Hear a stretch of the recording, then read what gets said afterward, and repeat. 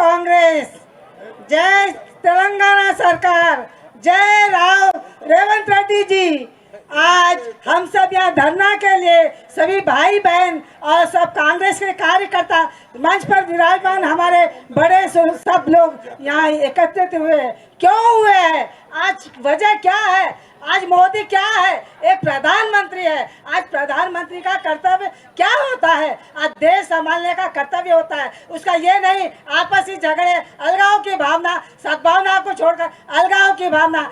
आज उसका क्या हक है? जो कि पार्लियामेंट में पहले तो राहुल जी को उन्होंने वहाँ से सस्पेंड किया। क्यों किया? एक पार्लियामेंट मेंबर रहने के पश्चात उनको सस्पेंड किया, उनके मकान पर हमला किया, उनका मकान छीना। सोनिया जी ने एक ही कहा, नहीं बेटा, अपने को राज संभालना है, जनता की सेवा करना है और अपने पति की मृत्यु के पश्चात भी अपने बेटे और पुत्र को सामने किया। क्यों किया? आज हमारी जनता की सेवा के लिए, जनता के जो समस्या है उसके लिए आज फिर उसने मोदी, एक अहंकारी मोदी जो अलगाव की भावना क्या, हिंदू मुस्लिम की भावना लाता है, धर्म की भावना लाता है, वो एक आज प्राइम मिनिस्टर हमारे कांग्रेस के भी बने। उन्होंने ऐसा नहीं किया।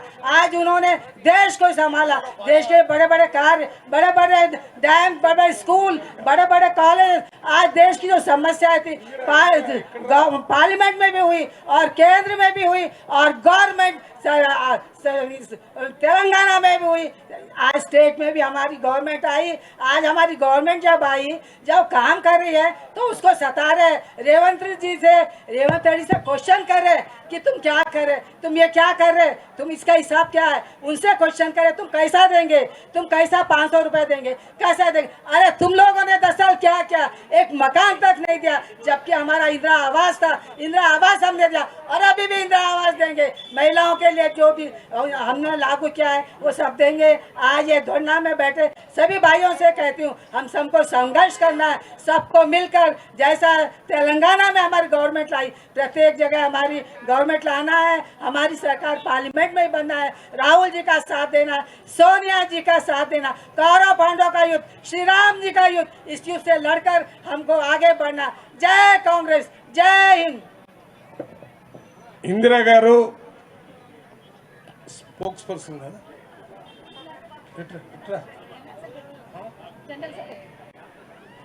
ఇందిరా గారు టిపిసిసి జనరల్ సెక్రటరీ వారి అమూల్యమైన సందేశాన్ని అత్యంత సంక్షిప్తంగా ఇవ్వాలని కోరుతున్నాను.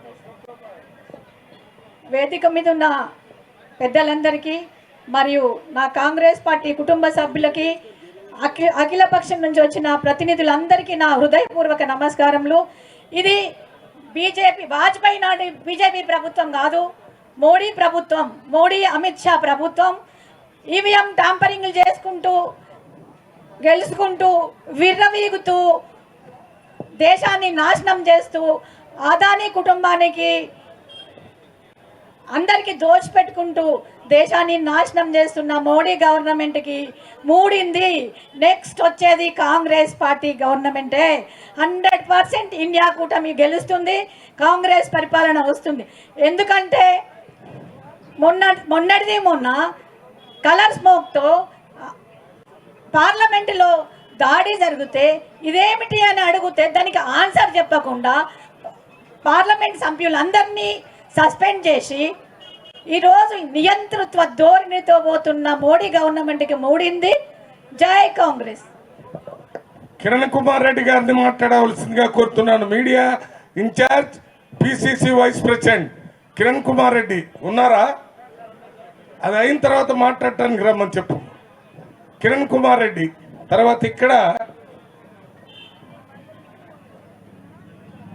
అన్నా జగ్గారెడ్డి గారు, అమ్మ ఇందిర గారు, అమ్మ కొద్దిగా అక్కడ అడ్డంలో అయింది.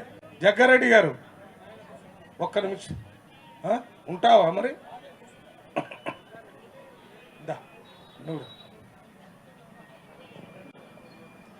టిపిసిసి స్పోక్స్ పర్సన్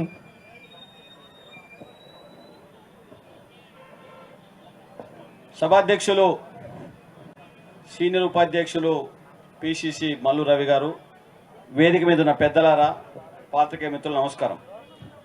అన్న బెల్లుగొట్టకుండా ముగిద్దాం. మిత్రులారా, ఏదైతే ఈ ధర్నా చౌక్లో ఈరోజు ధర్నా చేస్తున్నామో, ఏదైతే రాజ్యాంగంలో ఆర్టికల్ 19 ప్రకారంగా మాట్లాడే హక్కు ఏదైతే ఆనాడు రాజ్యాంగ నిర్మాత డాక్టర్ అంబేద్కర్ కల్పించాడో, ఆ హక్కును ఉద్యమ పునాది మీదనే ప్రభుత్వాన్ని ఏర్పాటు చేసుకున్న కేసీఆర్ ఏ రకనైతే ఆ హక్కును కాళ్ళ రాసి ధర్నా చౌకను రద్దు చేసి ఉద్యమకాలను అణిచివేసి కేసులు పెట్టి చివరికి అధికారం నుంచి వైదొలిగిపోయాడు. సేమ్ వే పార్లమెంట్లో కూడా ఏదైతే మోడీ భారత రాజ్యాంగం కల్పించిన హక్కును పార్లమెంటు ప్రజలతోని ఎన్నుకోబడ్డ పార్లమెంట్ సభ్యుల హక్కులను కాలరాసి వాళ్ళని సస్పెండ్ చేయడం అనేది ఇది ప్రజాస్వామ్య వ్యతిరేక చర్య. ఆనాడు జవహర్లాల్ నెహ్రూ కానీ లేకపోతే గతంలో ఉన్న ప్రధానమంత్రులు ఎవరైనా ఏదైనా దేశాన్ని పాలించిన వాళ్ళు ఉన్నారో ప్రతిపక్షం కూడా బలంగా ఉండాలి, వాళ్ళ వాదన వినిపించాలి, ప్రజా సమస్యల్ని నివేదిస్తే ప్రభుత్వాన్ని సరైన గాడిలో పెట్టడానికి ప్రతిపక్షం పనిచేస్తుందని చెప్పి పెద్దలంతా రాజ్యాంగ నిర్మాతలంతా భావించారు. కానీ నేడేం జరుగుతుంది? అసెంబ్లీలలో వివిధ రాష్ట్రాల్లో అసెంబ్లీలో ఒక్క సీటు ఉంటే మెజార్టీ ఉన్న ప్రభుత్వాలను బీజేపీ ప్రభుత్వాలను కూలదోసి వాళ్ళ బీజేపీ ప్రభుత్వం ఏర్పాటు చేసుకో, అది కూడా ప్రజాస్వామ్య వ్యతిరేక చర్య. సేమ్ వే రాష్ట్రంలో కూడా కేసీఆర్ కాంగ్రెస్ పార్టీ వాళ్ళ గెలిచిన వాళ్ళందరినీ లాక్కొని చివరికి ప్రజాగ్రహానికి గురైనట్టుగానే మోడీ కూడా ఒక్కడు గెలిస్తే చాలు వాళ్ళ ప్రభుత్వాన్ని ఏర్పాటు చేసుకునే కార్యక్రమంలో నిమగ్నమై దేశంలో ప్రజాస్వామ్యాన్ని తొక్కుతున్న చర్య మనందరం గమనిస్తూనే ఉన్నాం. మిత్రులారా, ఈనాడు ఏదైతే భారత రాజ్యాంగం ఏదైతే గుడికి బడికి విద్యకు వికాసానికి దూరం చేయబడ్డ పేద ప్రజానికానికి భారత రాజ్యాంగంలో హక్కులు కల్పిస్తే హక్కుల ద్వారా చదువుకొని ఈ దేశంలో ఎమ్మెల్యేలుగా, మంత్రులుగా, ముఖ్యమంత్రులుగా, ప్రధానమంత్రులుగా ఎదుగుతున్న అంశాన్ని ఏదైతే ఉందో ఆ రాజ్యాంగం కల్పించే హక్కులు పూర్తిగా రాజ్యాంగాన్ని మార్చడానికి ఇక్కడ రాష్ట్రంలో కానీ కేంద్రంలో కానీ మోడీ ప్రభుత్వం ప్రయత్నం చేస్తూ ఉంది. అతి ప్రమాదం పంచి ఉంది. ఏదైతే రాజ్యాంగంలో కల్పించబడ్డ ప్రజాస్వామ్య హక్కులను కాలరాడమే కాదు, రాజ్యాంగాన్ని పూర్తిగా మార్చే కుట్ర కూడా జరుగుతూ ఉంది. అందుకే మిత్రులారా, రాజ్యాంగాన్ని బలపరచాల్సిన అవసరం ఉంది. రాజ్యాంగాన్ని విస్తృతంగా ప్రజల ప్రచారం చేయాల్సిన అవసరం ఉంది. పెద్దలు మల్లారావు గారి నోటీస్ కూడా తెస్తా ఉన్నాను.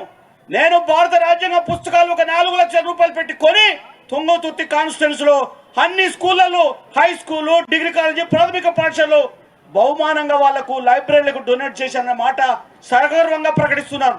ఎందుకొరకంటే మోడీ చేస్తున్న కుట్ర ఏదో నాడు మనధర్మ శాస్త్రాన్ని ఏదైతే ఆర్ఎస్ఎస్ పేద వర్గాల్ని, మాలల్ని, మాదిగల్ని, బీసీలని, ఎస్టీలను గుడికి రానివ్వకుండా, బడికి రానివ్వకుండా, చదువుకోకుండా, చదివితే కళ్ళు పీకేశారు.